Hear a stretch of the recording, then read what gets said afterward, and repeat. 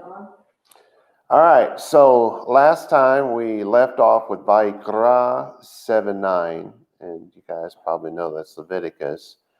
And that was that one that sounded funny to us. Speak to the children of Yisrael, saying, he who brings his slayings of peace offerings to Yahweh shall bring his offering to Yahweh from the slaying of the peace offerings. Remember that, how silly that sounded? So anyway, starting in with this next verse, Colin Deluche said of verse 29, which we just did, the offer of the sacrifice was to bring his gift, his korbani, to Yahweh. In other words, to bring to the altar the portion which belonged to Yahweh. It sounds pretty simple. And then verses 30 and 31, which we're about to start, they also said his hands were to bring the firings of Yahweh, in other words, the portions to be burned upon the altar from chapter 1, verse 9, vis-a-vis, as they like to say, the fat portion from chapter 3, verses 3 through 4, with the breast, the former to be burned, that'd be the fat, upon the altar, the latter, the breast, to wave as a wave offering before Yahweh, the chazeh, and they're comparing that from the Septuagint steitunion, which is your Greek word for the same thing. Well, it doesn't really mean much in this scheme of things.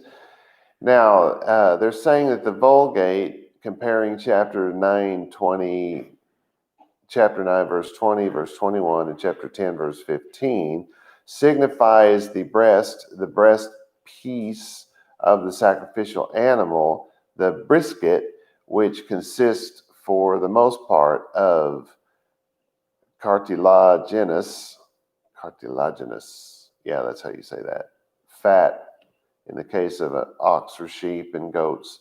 And then one of the most savory parts, so that at the family festivities of the ancients, according to Athen, Dapnos, yeah, I think that's how you say it. He said that they were dainty bits. I don't know who the guy is or why they're quoting him, but because I'm not running across his stuff.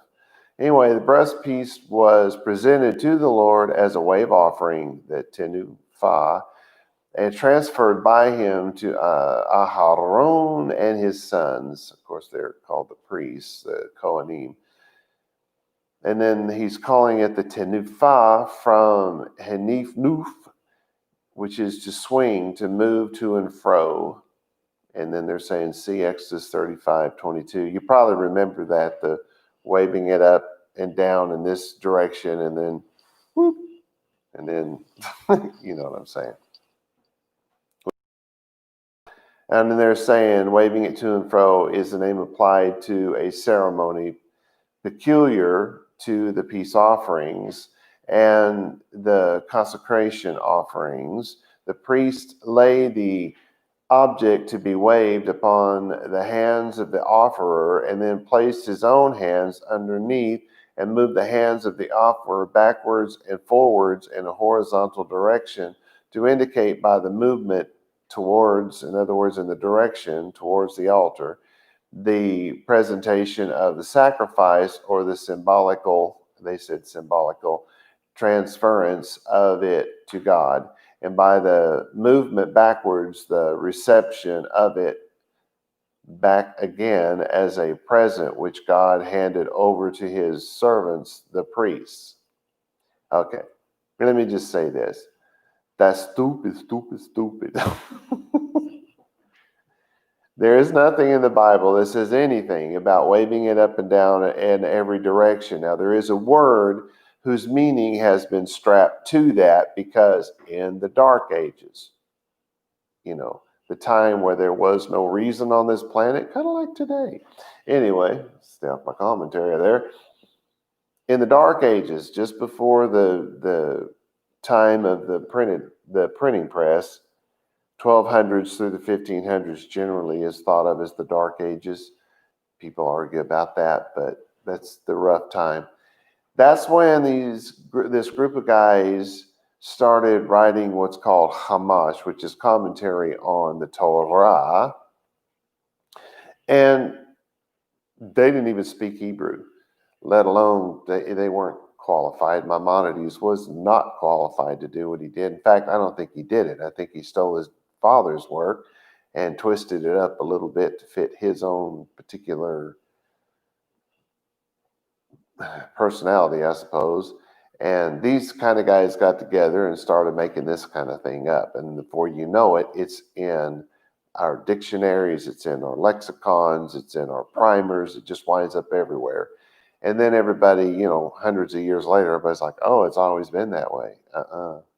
If it were, it'd be in the Bible. Just thought I'd throw that out there. And they said a whole bunch of other stuff, yak, blah, blah, blah. Let's move on. Okay, so verse 30. Literally in English, it basically says, hands his, you shall come them, fire Yahweh, the fat upon the breast, he comes us, the breast to wave with he, you shall wave to faces Yahweh. Okay, so we start off with Yadav. Yad is the hand, and Yadav means his hands. And then we have Te Viena, which is you shall come them, which we would say they will come. All right, so you're going from one place to another place. That's what you think. Then it's Et, which is just a pointer. E She. That's fire. That's the, you strike, you stick it there in the leaves and the wadded up paper and whatnot, and the flames come on. You guys know what fire is. And then it says Yahweh ha chelev. So you're going to burn the fat in the fire before Yahweh. And then it says al, which is the Hebrew word for upon. Jeepers, how am I ever going to see you wave me back? I can't see out of the corner of my eye anymore. All right, so it's on or above something, and then it says hechazeh, which is the breast, yebi enu, and that's that same word to go from that place over to here, to come over here. So he will bring it, he will come over here. It all makes sense in the context of the sentence. So then it's et hechazeh, the breast. So now it's said the same thing two times. Lehanif. Now this is to wave, to shake the hand. That's to shake the hand, by the way. To give a signal.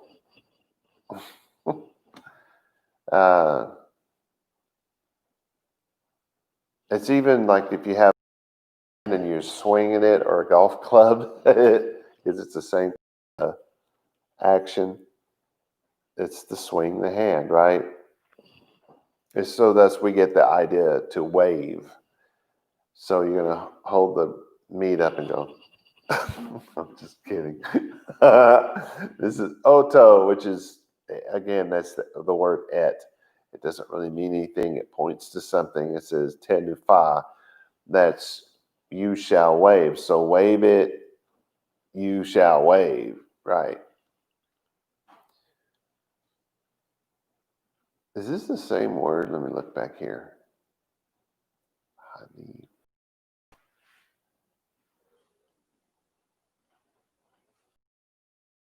No, this is a different word. So here you have the waving of the hand, and now you have tenufa, which is waving, shaking of the hand as a gesture. It means almost exactly the same thing. Why do they do this? To add emphasis most of the time. Sometimes it's just to break up the monotony. So again, you can tell the difference by how the whole sentence plays out. So we're going to see here in a little bit. Lipne is to be before the faces. It's faces in plural, and the lamed to the front is the L. So you have lipne, and that's before the faces. And you know that's idiomatic, right? It's not, well, you kind of are before. When we're doing something in honor of God, and our heart is right, and we're living in a righteous way, God's going to be there. And we don't have that promise if we're not living in a righteous way. I see people that don't live righteous at all. And as soon as something goes wrong, they blame God because they feel that he should have been there. And yet his word says if you don't live according to his law, he won't be there. There's a covenant. We have a part that we have to fulfill, and he has a part that, yes, he has to fulfill because he made the promise and he will keep that promise. So, but this is idiomatic. This is in the presence of, and if you're in the presence of somebody, aren't you generally standing in front of them? So there's the idea when they say before the faces, but we need to think of it as in the presence of. In presence of whom? Well, it says Yahweh. That's your last word. So our translation is pretty simple. You shall bring the fire offerings in your own hands to Yahweh. Bring the fat on the breast with it. You shall wave it in the presence of Yahweh. Now, does that sound like the priest is putting it in the other guy's hand and they're both doing this number? No, it sounds to the person who brought it is the person who waves it, though you can't be positive from this sentence. I would lean this way more than I would lean toward anything that the sages from the Dark Ages said, but mostly what we know is kind of what they did. It's just hard to say. Maybe it'll become clearer in the next few verses. We shall move on and see. Verse 31 literally would say, and make smoke the priests, the fat, and make burn, and be the breast to Aharon and to children his. Oh man, he has a good stuff. So it's vehi ketir, or probably more modern, vehiktir. I don't have anything from my mouth, and my tongue is thickened to the thick of my mouth. I'm not diabetic or any of that stuff. It's the medicine's doing that to me. Anyway, so we have make smoke. So we bring the sacrifice, they don't. We bring that sacrifice, right? And this sacrifice is made, and there's some question as to, does the person who bring the sacrifice make the sacrifice and then turn it over? Or does he bring it to the priest and then the priest does something? Well, everything is beginning to lean toward you bring the sacrifice, you slay the animal, you prepare it, and then you hand it. Either you wave it and then hand it to him, or you hand it to him and he waves it, which that would make more sense to me. But sometimes you just got to read a little bit and see if it plays out. So he's going to make smoke. What's that mean? Well, it means he's going to cook it. And that smoke's going to come up because it's an open flame. It's a barbecue, people. So we have the make the smoke. Well, who does that? Ha-Kohen. The priest does that. Et ha-Chelev. Okay, so now it's talking about the fat. Ha-Miz becha. That's and make burns. It sounds like mizbeach, which is on the altar, and this is mizbecha, which is to make burn. So the priest will make it burn. And what will he make burn? The fat. So he's going to burn the fat. The priest is going to do that, not the person who brought the offering. That much we can be positive about right now. Then it says, vehaya, and it will be, it will come to pass, it will exist, it is, it was, it will be. In Hebrew, that doesn't make any difference. Is, was, and will be is the same thing. We get real hung up on that in English because we have the present tense, the past tense, the future tense, blah, blah, blah, yak, yak, yak. I'm going to bring this up because I haven't brought it up in a long time. In the Western world, we have the past, the present, and the future. The past is everything that's already happened, and it's behind us because we're moving on. The present's what happens right now. So the present is very fleeting because the present from when I said it to right now, and just now it's gone. It's gone again. And now it's gone. So that's almost non-existent, right? And then the future is whatever happens in the future. But in biblical terms, among the Jews in particular, because they are the ones that brought the Bible physically into the world, although God brought it actually is the one, right? Because he's the one that told them what to put in it. But anyway, their idea, the Bible idea, is different. Abraham, Yitzhak, Yaakov, David, Samuel, Shalomo, you name it. All of those guys from the Bible, they're ahead of us. They're not behind us. They're not the past. They are the future. They are where we're going. Or at least I would hope that's where you want to go, because the other option's not real pleasant.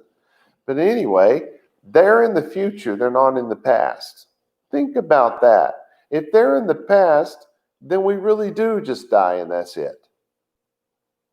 If there's more to life after we lay down the physical, then we must be in the past. Or maybe that's what the present really is. The present is the here and now, but the future, the past, as we think of it, is ahead of us. And the future will eventually be behind us. Seems kind of confusing, don't it? So anyway, the next word is hechezah. Do you remember what that word is? The breast. That's the good part. That's what they call it last week, the niblet or something. I think I read that somewhere. I don't think that was part of the message. There was some funny word, though, in the message last week, I thought. All right, so we got the breast, aharon. So the that's for. The breast is for Aaron. Well, what do you do with it after he's dead? Remember, this is a language that is idiomatic, not a literal language with idioms. It is an idiomatic language. Aharon is the name of the high priest, right? He was literally the first one. But when they talk about Aharon, they're talking about the high priest. When they're talking about his sons, they're talking about the regular priests that come along generation after generation after generation, and the Aharon of every generation is the high priest of that generation. So we got to keep that in mind. It's not just this one man. Then it says, U levanaiv, and 2 children his. So it's the breast. The best part is for Aharon and his children, is for the high priest and the regular priest. They get that part. All right, so our translation. And the Cohen will make smoke from the fat and will make it burn. And the breast is for Aharon and his children. And the breast is for the high priest and the regular priest. You can say it either way. It means exactly the same thing.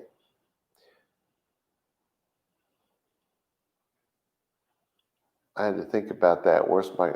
I'm a little discombobulated in this new place. Now, where's my timer? All right, let's move on to 32. Literally, it would say, and thigh, the right, shall give they heave offering to Cohen from sacrifices, pieces, offerings, your. We wouldn't say it exactly that way in English, but it's not that hard to follow. Ve'et, so it's going to point at something. Shuk, that's the thigh. Shuk, that thing above the knee, the thigh. Ha yamim, so that's going to be the right thigh. Doesn't say the left thigh, it says the right thigh. Well, if the animal has 4 legs, is it both right? Tiknu, which is, that's from, we was Natan, like the name Nathan.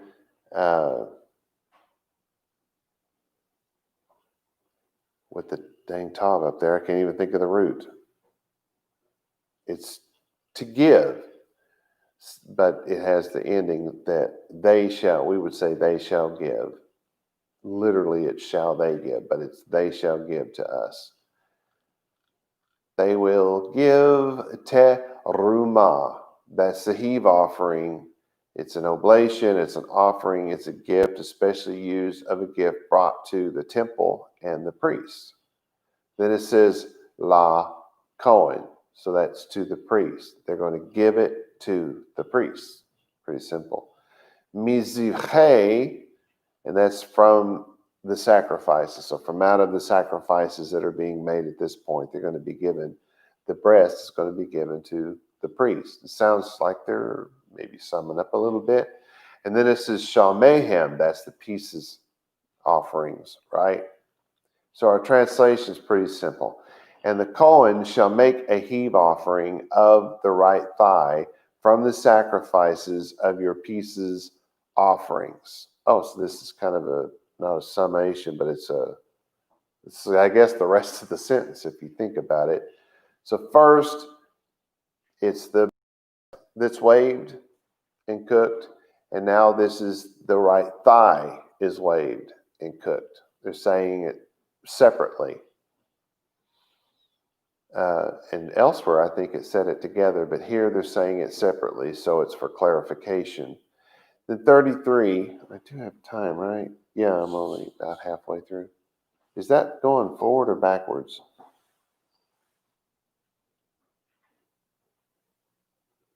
It's going backwards, right? Okay. I'm sorry. I really am a little discombobulated. This place is very cool. All right, so 33. That bring blood, the pieces offering, and the fat from children Aharon, to he shall be thigh, the right to portion. Hamak keriv or hamak briv, that bring, that make come. So it's that come, that approach. You know, they're going from wherever they came from, they're bringing their offering from that place, and they come to the place where the offering is made, right? And so they're the ones that bring that. This is et dam, because now we're going to talk about the blood here that came with this, and came with what? Ha shelamim, the peace offerings, right? So because the animal was slaughtered there on the spot, so the peace offerings have been brought. This is ve'et ha chelev. Do you remember that? So it's the blood and the fat. Changing gears, kind of. It's the same subject. Nothing's changed here, but we're adding this blood to the fat. We've already talked about the fat, but now it's saying, essentially by doing this, they're saying you do the same thing with the blood as you do with the fat, if you will, though you're not going to wave it. Because it's not exactly what that means, but it's kind of that. I don't know how to explain it. It'll make sense, I hope, when I translate it. Mi b'nei, from the children of Yisrael, right? I guess, or it could be the children of Aharon. We'll find out, but it's the children, Aharon. So it's the priest, the regular priest. Then it says lo. Now that's a sound alike because it can be the negative article, which it is not. It is to him, tiye, it will be. So what are you getting here? It's going to belong to them. Then it says shoot. That's the thigh. Hayamin. Do you remember what that means? The right. So it's the right thigh is how we would say it. They say the thigh, the right. And then it says lema'an. No, I was going to say that means because. No. Lemana. That's two portion or four portion. It's for their portion. The translation of this verse makes no sense on its own. But if we realize that the previous verse was split right down the middle, then we will put these verses together and they will make complete sense. At least I hope so.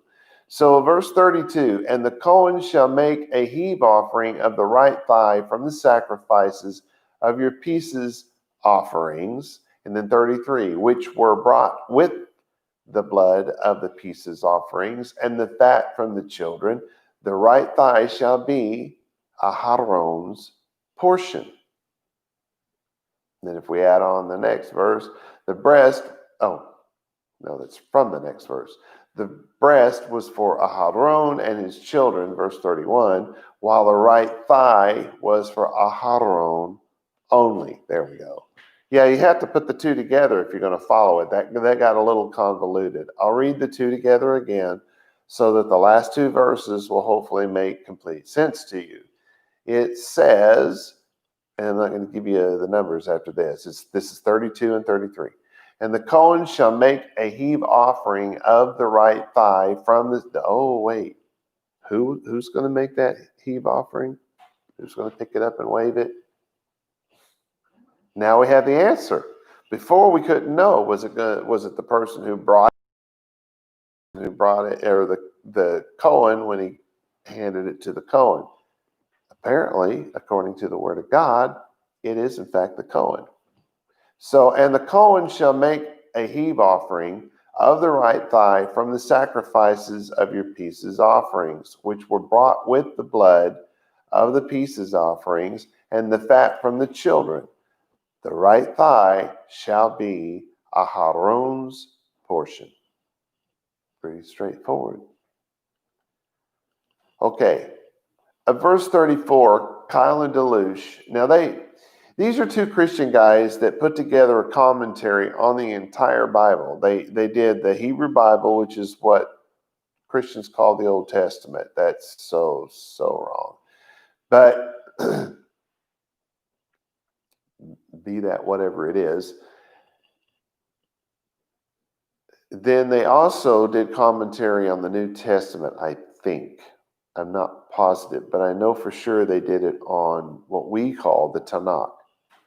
Now, they were Christians who did this, and frankly, at times, most of the time, their assessment is actually far more accurate than the sages of the Dark Ages. They weren't hung up on the traditions, and all they did was just tell you, well, it says this and it says that. You connect these two verses together, and that's what you get out of it. So I use them because they're far more correct most of the time. Sometimes, because of their Christian beliefs, they're way off the beaten path. But actually, most of the time, they're right. They're right on it. They're telling you what God's word says. So anyway, they said the wave/breast and heave/leg, the wave breast and the heave leg, Yahweh had taken of the children of Yisrael from off the sacrifices of their pieces offerings. In other words, had imposed it upon them as tribute. It's a tithe. And had given them to Aharon and his sons. So you get an idea of what a tithe is for? Just throwing that out there. In other words, the high priest and the regular priest. As a statute, they said forever. And then they say, in other words, as a right which they could claim of the Israelites for all ages. Now think about what they just said. There is a section in the New Testament, and I know that Shaul wrote it. I don't remember where it is, but he talks about having the right to demand of the people food and lodging and stuff like that.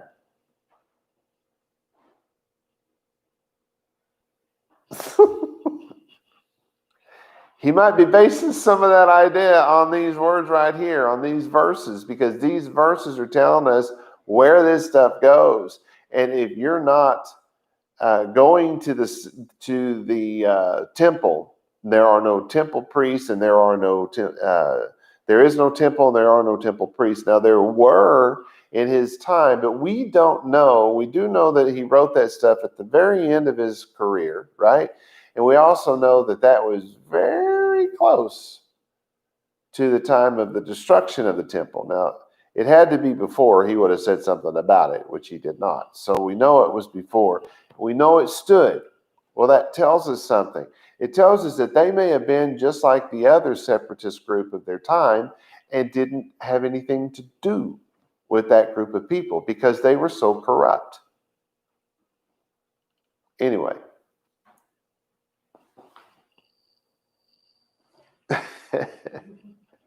Verse 34. This is a long one. It says for, and then it would have a pointer because that's that word that has no meaning. It just points to something. For breast the wave and thigh the offering to make me from children Yisrael, from sacrifices, pieces, offerings, them and I gave with them to Aharon the priest and to children his, to statute eternal from children Yisrael. All right, so we start off with key, which is for if. Often it's if or because. Those are your kind of your choices with that word. This is, and you can always tell from the sentence. You put the whole sentence together, you always know if it's a question or if he's saying for and because mean exactly the same thing. So those are just two different words we use in English, but look them up. They mean the same thing. All right, so is it for, and then the et is pointing at something. Chazeh, that's your word for breast. We're still talking about the brisket, right? Am I right about that? The breast is the brisket. We're not sure, but I think it is. I'm gonna get a lot of nasty grams, right? If I'm wrong, anyway. So it's the word for breast, and well, what's the front part?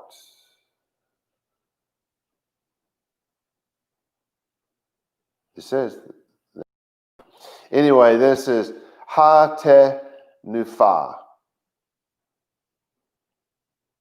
I'm not sure how they would say that in modern. I think it'd be hot nufa. I don't know, but it's the wave. You pick the meat up, do this. It was funny the first time, right? But come on, Rob, get some new material. So you pick up the wave offering. It says ve'et, that's the pointing at something. Shuk, so that's the thigh. There's ha-te-ruma. Ooh, that's a different word. The offering, the oblation, the offering. This is la-kachti. This is one of my favorite words all time in Hebrew. It's to take. It's to stick together, to adhere. It's the idea of glue, right? It sticks together, it adheres things together. But it's the word that is used in the discussion of marriage and wedding and stuff like that. The man took for himself a wife. This is the word, right? And this is God saying, I took for myself. Now, he doesn't eat the food. We know that. Remember that from last week? He doesn't eat the food. And there's certainly things he prefers over the sacrifices, right? There are certain things that are better than sacrifice. I'm just playing around with your head to see if you can remember that. But this is that word. God's saying, I took this to myself. Now you had the sheep. You brought the sheep. You killed that sheep. You cut that sheep up. You handed it to the priest. He waved it up and down. He took the breast and he took the right leg. And the high priest got the right leg or thigh. And the rest of it's all split. And he certainly would have gotten some of the brisket. I think it's the brisket, the breast anyway. And God's saying, I took it for myself. Then it says, me'et, which is from, b'nai. Oh, he took it from the children. Yisrael. Yisrael. So when we, as children of God, bring an offering that we know is for the priest or for the rabbi or for, because there are offering, you can bring offerings. Let's say you got somebody who cleans the synagogue every single week before, every Friday, but leading up before the service and all that. That's a person you could bring an offering to. Let's say you have somebody in your synagogue who teaches the children.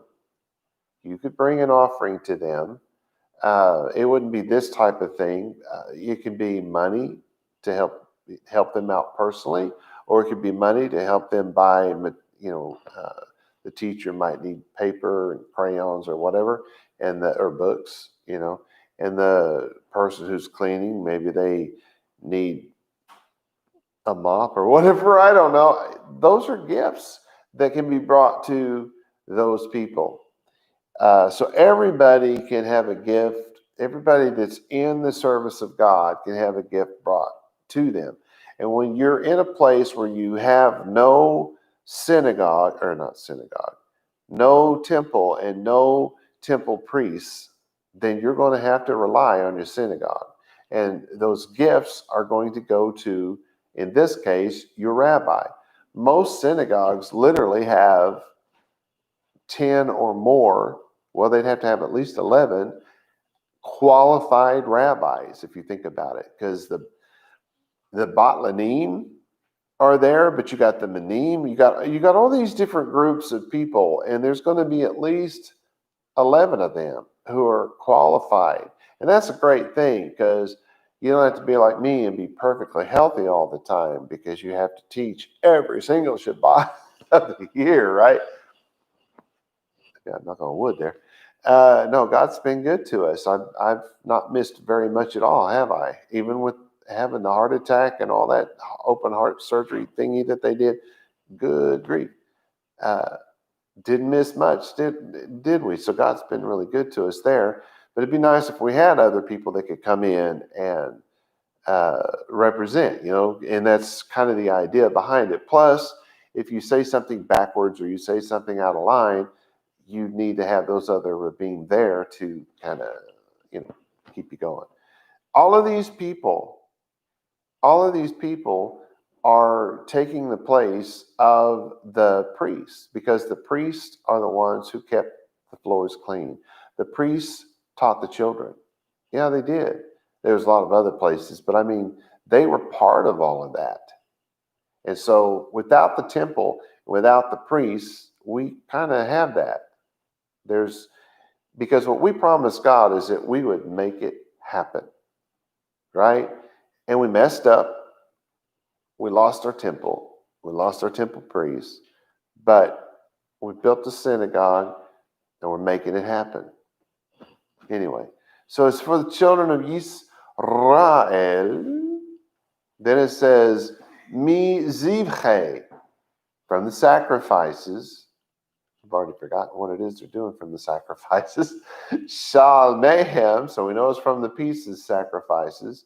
The eten,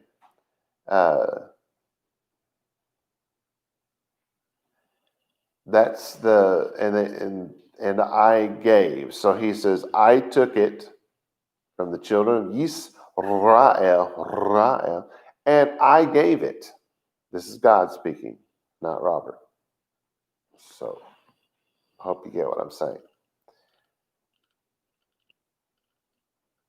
Oh, Tom, I gave it to them. Well, who's the them? Well, he says right here, LeAharon HaKohen Ule Vanaiv, and his children.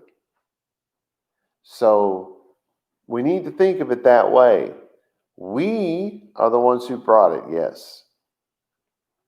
But God took that from us, and he gave it to them. He took it from us, and he gave it to them. We need to see it that way. Not that we did it, but that he did it. Then it says, lechak. It's a different word. A while ago we said lakach. or lekach. This is lechach. You got to, I'm put my in the wrong place. Lechat. It's a statute. Olam, eternal. We would say eternal statute because we say everything backwards. Then it says me'et, that's from B'nai, that's the children. Yisrael. So it's not a statute forever from the children of Santa Claus or the children of Santa Maria, or you get what I'm saying here? So our translation of 34.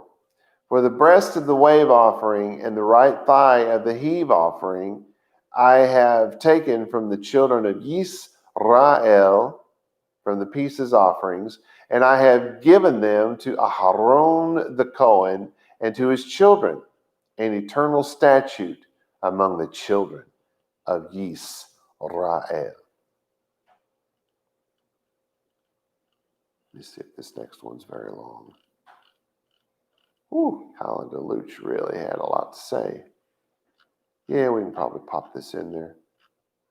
We're running out of time. Okay, so of the next verse, verses 35 and 36 of the next two. Oh, they've already said this, that, they were talking about the instructions concerning the peace offerings are brought to a close. This, the wave breast and the heaved leg. That's what, I don't know if I've gotten that across. The breast is waved, right? And the leg is heaved. They mean exactly the same thing, remember? But what they do they've given them a new name. They call the one the waved breast and the other the heaved leg. And they're talking about these offerings that are taken from the pieces offerings and the part of those offerings that are waved toward God. So to separate them out so that nobody's confused, they call the breast the waved breast and the right thigh the heaved leg, which I think is more confusing, but they felt like that would make it less confusing. All right, so they say this, the wave and the heave, is the share of Aharon and his sons from the firings of Yahweh in the day, in other words, the day which Yahweh assigned to them in the day, when he caused them to draw near to become priests to Yahweh. In other words, this all started the day when Aharon and his sons at the time became the high priest, and they became the regular priest. On that day, this was enacted, and from that point on, it is eternal. I'm not real sure why they felt like they needed to say that or why it needed to be reiterated, but that's what they did. All right, so 35, it says, this anointing oil, Aharon and anointed son his, from fire offering, Yahweh in day come near with them to serve as priests to Yahweh. So remember what day this is, because it's more of the same here. Zot, this. Want to know how to say this in Hebrew? Zot, Z-O-T. Or you can say Zeh, Z-E-H.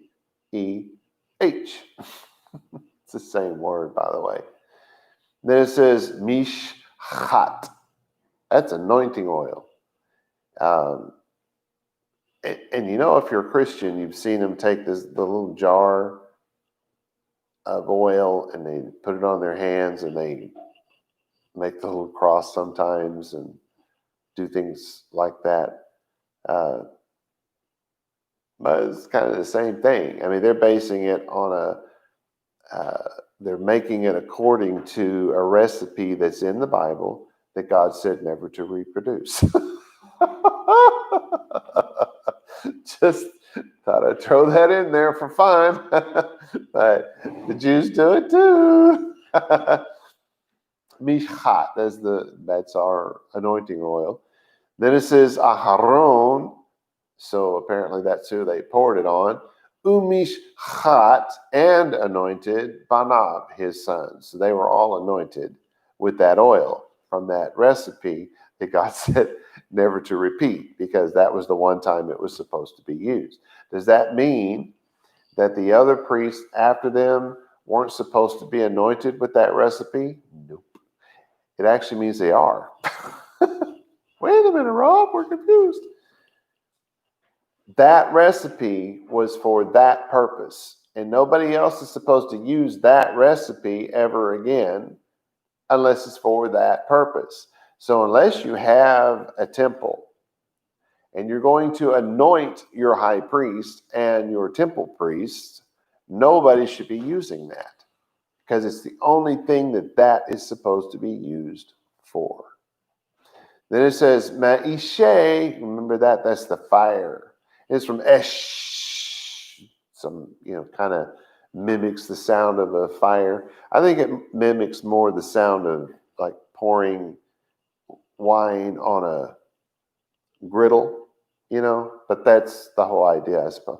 I don't know, I guess if you did that in an open flame, it would make that same sound. Come to think of it, when you cook hamburgers on a grill, it makes that sound. Anyway, you know what I'm talking about, I hope.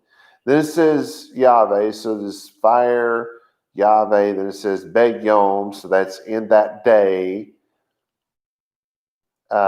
Eve, that they brought near, that they brought Otam with them, Le Hahen,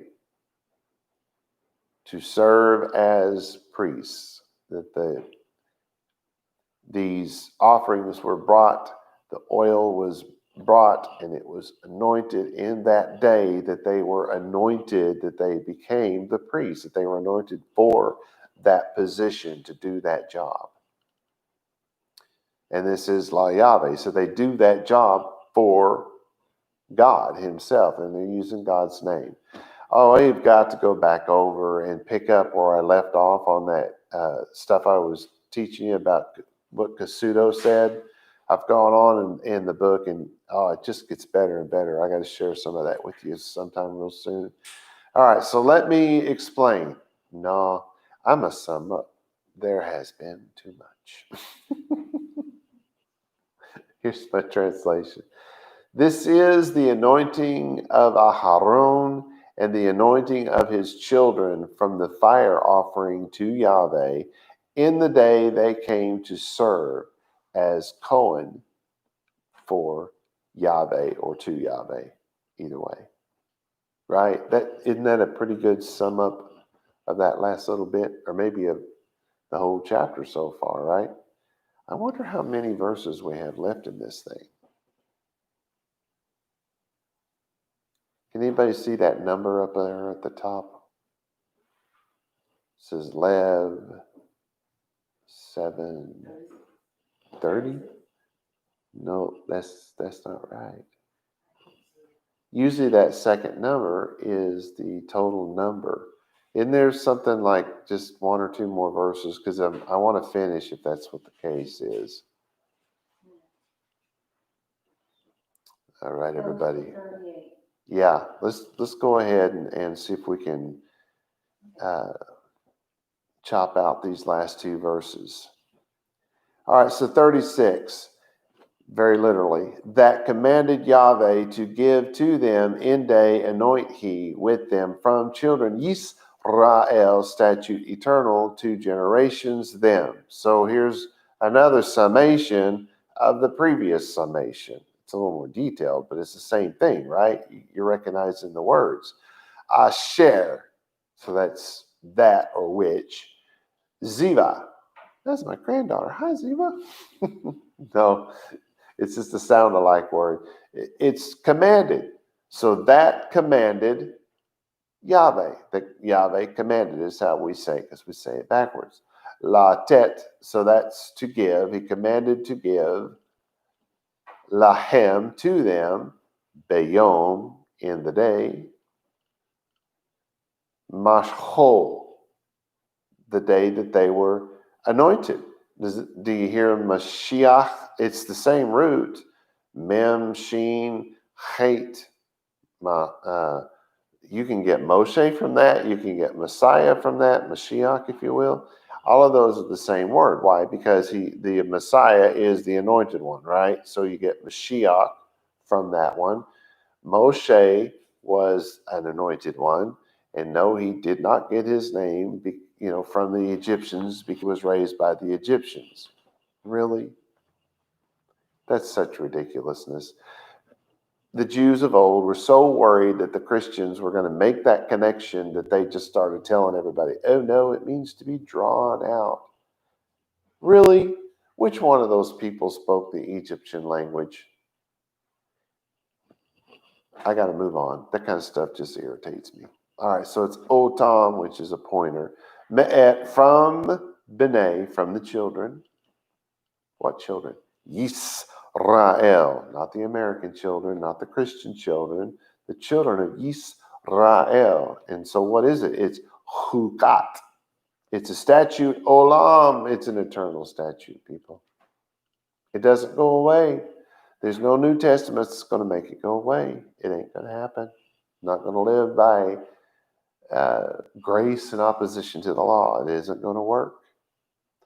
The last word is Ledorotam.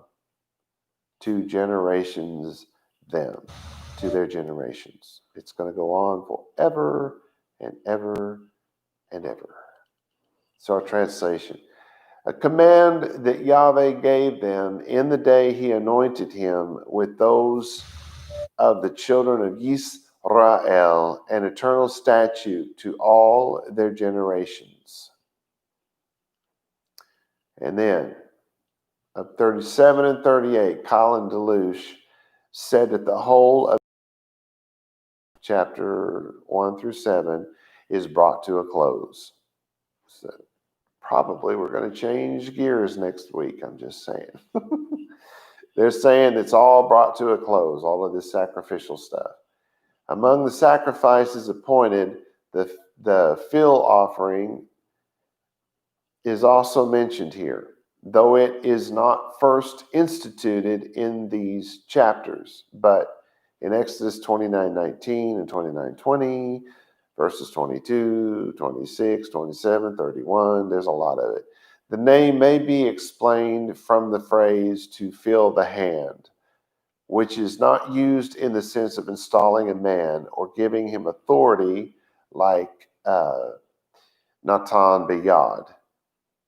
To give hand is to give power, to give authority, right? That's how idiomatic languages say that. And they're saying here that's not what's going on here. They're saying that it's the installation of men into a position of authority. I don't know what that difference is supposed to be. So let's just move on. Boy, they said a lot. All right, so 37. This, the Torah, to ascend to offering and to sin and to guilt and to installation and to sacrifice the pieces offering. So Zot, this, HaTorah. Is that the law? No, it's the instruction. So this is the instruction, or this has been the instruction, right? La Ola. This is what is going up. This is offering that's going up. La Mincha, as a tribute, as a gift. Vela Chatat. And it really is, and for sin. Yeah, and for sin. And I'm thinking I've probably explained to you what sin is, right? And what it's not. So I'll let you off the hook this week. Ve'la asham. So it's for the sin and it's for the guilt. Do you remember the difference from last week? If not, you'll have to go watch that. I hate it when other people do that on the internet. All right, then it's ve'lami lui, but I'm going to do it.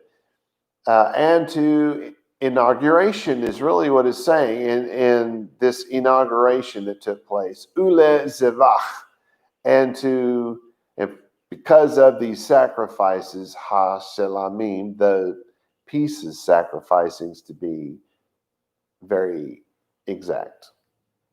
These are the instructions for the burnt offerings, for bread offerings, and for sin, and for guilt, and for the installation, and for the slaying of the pieces offerings. So they're summing up all of the different offerings that we've been throughout these first 7 chapters of this letter, right? That's what they're saying. They're saying this is the summation of it all. This is what we've been talking about. And then our last verse, that commanded Yahweh Moshe, so obviously God commanded Moshe on this stuff, in mountain Sinai, in day commanded he, children Yisrael to make approach, to make draw near, to make come, to bring offerings them to Yahweh in wilderness Sinai. So Asher Zivah, does that sound like the thing we said just a while ago? Because it is. That commanded, what's going to happen? Yahweh, that Yahweh commanded is how we would say it, at Moshe. So he's throwing in this time, he's saying, this is what Yahweh commanded Moshe. Because remember, Yahweh spoke to Moshe, Moshe spoke to the people. Not because that's the way Yahweh wanted it, but because the people were a bunch of wimpies, scaredy cats. All right, so where did he do that? Behar, in the mountain. What mountain? Sinai, in the mountain of Sinai. And when did that happen? Beyom, in the day. What day? Zavoto, the day that he commanded. Et B'nai, that he commanded the children of Yisrael. Yep, that's what it says. I just started spitting that out. Wasn't even sure if that's what it said. When they came near, when they approached him, it says, Et Kar Benehem, with their offerings. Le Yahweh, and now it tells you who the him is. Be Midbar, in the wilderness. And you guys remember, a wilderness is not a desert. Those places are deserts now, but they were not deserts back then. A desert, a midbar, is a place that is fit for feeding flock. These people, God did not send them out into a place that had no water to water their animals or to water the people. He didn't send them to a place where there was no hunting, there was no gathering of any kind. No, that didn't happen. They were sent to a place that was good for people and animals. God's a good God. Anyway, and where was this? Sinai. So our translation. That Yahweh commanded Moshe in the mountain of Sinai in the day he commanded the children of Yisrael to bring offerings to Yahweh in the wilderness of Sinai. So this concludes our journey through chapter 7. Shalom, shalom, y'all.